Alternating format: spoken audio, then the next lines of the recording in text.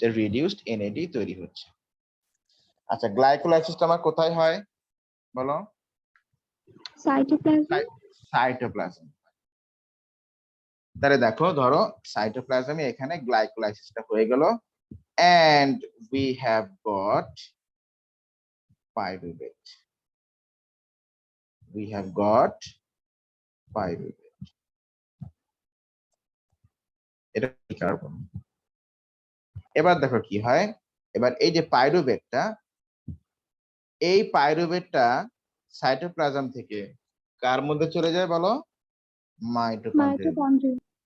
হ্যাঁ, মাইটোকন্ড্রিয়ার মধ্যে এই পাইরুভেটটা চলে যাচ্ছে, চলে গেল।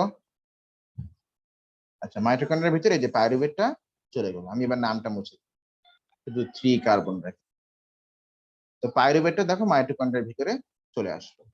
এবার এখানে কি করা হয় দেখো, এখানে এই যে এটা 3 কার্বন না, হাউ মেনি কার্বন? 3 কার্বন। এবার এই পাইরুভেট থেকে একটা কার্বনকে বের করে নেওয়া।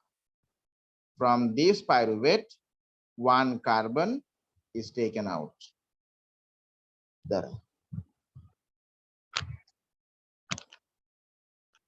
From this pyruvate, আরে কি ব্যাপার, এখনো হয়নি? From this pyruvate, 1 carbon is taken out, আর ওর সাথে আরেকটা গ্রুপ অ্যাড করা হয়, যার নাম হচ্ছে কি বলতো? কোএনজাইম এ। তো এটা তো পাইরুভেট। এখান থেকে তুমি যখন একটা কার্বন বের করে নিচ্ছ, তখন যে 2 কার্বনের জিনিসটা তৈরি হচ্ছে, এটা নাম হচ্ছে অ্যাসেটাইল গ্রুপ।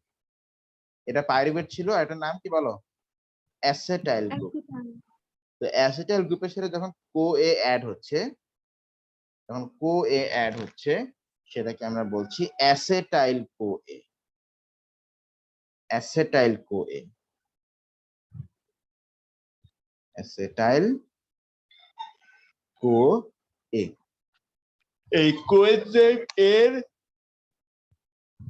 কাজটা হচ্ছে এই অ্যাসেটাইল গ্রুপটাকে আসলে এই মাইটোকন্ড্রিয়ার ইনার স্পেসে নিয়ে যাওয়া, এটাই হচ্ছে ওর কাজ। বুঝছো? কোএনজাইমের কাজটা কি বলতো? এই অ্যাসেটাইল গ্রুপটাকে মাইটোকন্ড্রিয়ার ম্যাট্রিক্সের ভিতরে নিয়ে যাওয়া। তো এই যে এখানে যে রিঅ্যাকশনটা হচ্ছে, এই যে এখানে এই যে এই 3 কার্বন মানে পাইরুভেট থেকে যে 2 কার্বন অ্যাসেটাইল গ্রুপটা ফর্ম হচ্ছে, এর সাথে কোএনজাইম এটাকে যে অ্যাটাচ করা হচ্ছে, এটাকে আমরা বলছি লিঙ্ক রিঅ্যাকশন। আচ্ছা, এখানে দেখো